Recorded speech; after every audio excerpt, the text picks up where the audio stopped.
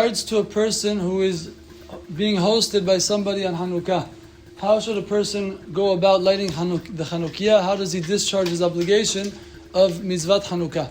So first, it's very important to know that if you go to a Hanukkah party, you go to somebody's house, your in-laws, your parents, and you're not sleeping there, and you just partake, you watch them bless, you listen to the brachot, you're there, you have no way of fulfilling your obligation of Nerot Hanukkah through that. I know this is very obvious, it's a very simple halacha, but unfortunately many people that do not know the halacha feel, okay, I was already present for a Nerot Hanukkah, and I fulfilled my mitzvah, I don't have to light when I get home. That is completely incorrect, 100%. Without a doubt, it's ner ishu beito. The obligation is to light in your house. If a candle was not lit in your house, then you do not fulfill the obligation.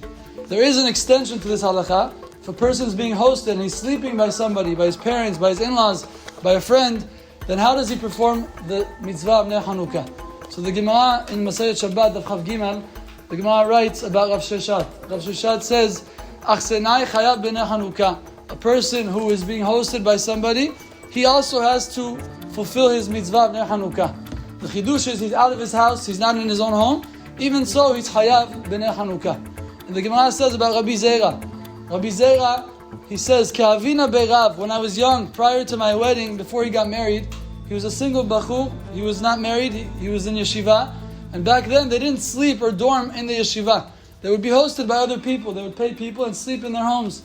So he says, Ki havina be'rav, when I was a bachur, what did I do? Hava mishtativna be'prite, be'beu shpizai. I would give a few coins, I'd give a little bit of money to my host, and I would connect to him and partake in the candle, the lighting of him. So you see that a person is being hosted, has to partake in the candle lighting. But he says, Levata de nasivna itata. Once I got married, my wife now is lighting for me in my home. She lights in my house. Even though I'm being hosted by another person, there's no need for me to partake. So there's two chidushim Rabbi Zera is teaching us, and the Shulchan Aruch brings halacha le'maaseh. That first, a person who has somebody lighting for him, a person who's, let's say, 15 years old, and he went to his friend's house for Hanukkah. Does he have to partake or not? So if his parents are lighting in their house, he has no obligation to partake in their lighting, and therefore he discharges his obligation through his parents' lighting at home.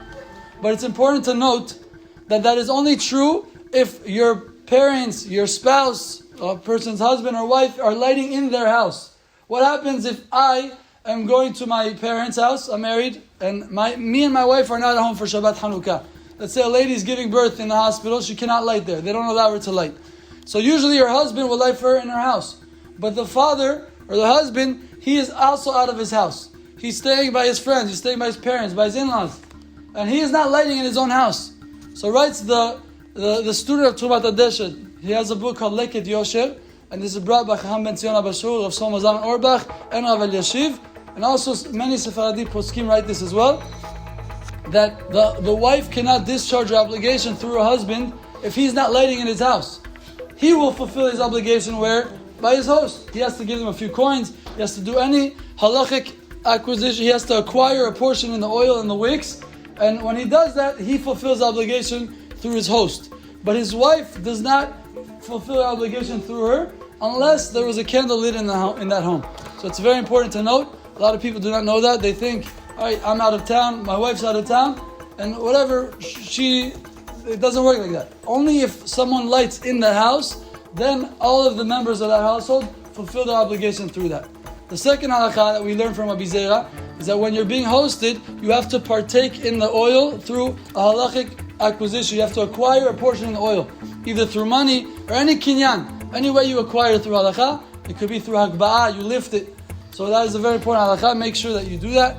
Chacham Avadia has a leniency that I'm not going to discuss right now, that if the host is paying for all your expenses, so some suggest that you don't have to do a kinyan. But to be yotzei dechovah all opinions, it is better to either give him $1 or give him any amount of money or do a kinyan of a hagba'ah, and that way you partake through the lighting of the host. Chazak u'baruch, Rabotai.